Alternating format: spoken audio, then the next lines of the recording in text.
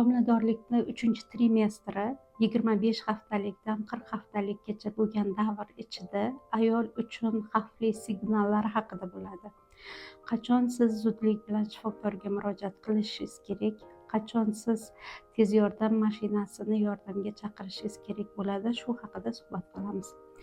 Birinchisi, jinsiy yo'llardan qon yoki suv ajralmasi kelishi bachadon bo'yini ochilish belgilaridan hisoblanadi. Bu 25 haftadan 40 haftagacha og'ir narsa ko'tarish yoki boshqa ta'sirlar ostida bo'lishi mumkin. Sizga zudlik bilan shifokor yordami kerak. Nima uchun?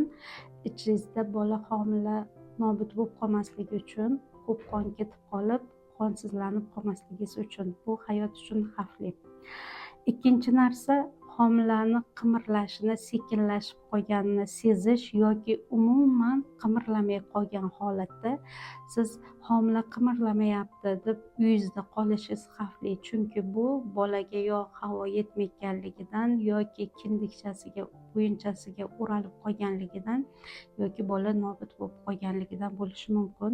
Bu ham siz uchun, ham homila uchun xavfli holat. Zudlik bilan murojaat qilishingiz zarur bo'ladi. Keyingi holat terida sariqlik paydo bo'lishi, qitishishlar paydo bo'lishi, siydik rangini o'zgarib qolishi. Nima uchun?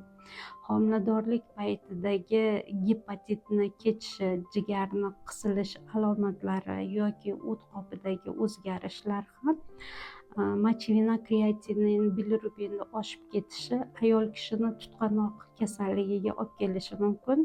Agarda siz teringizda sarg'ayish, siydik rangini buzilganligi yoki bo'lmasam ko'ngil aynish yoki bo'lmasam siydik rangida sarg'ayishni ko'payib qolganligini his qilishingiz bilan albatta ginekologga murojaat qilishingiz maqsadga muvofiq bo'ladi.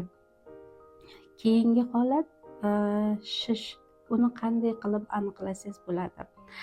Ertalab turganingizda qo'lingizga yaxshi loyiq keladigan uzugingizni topib olasiz.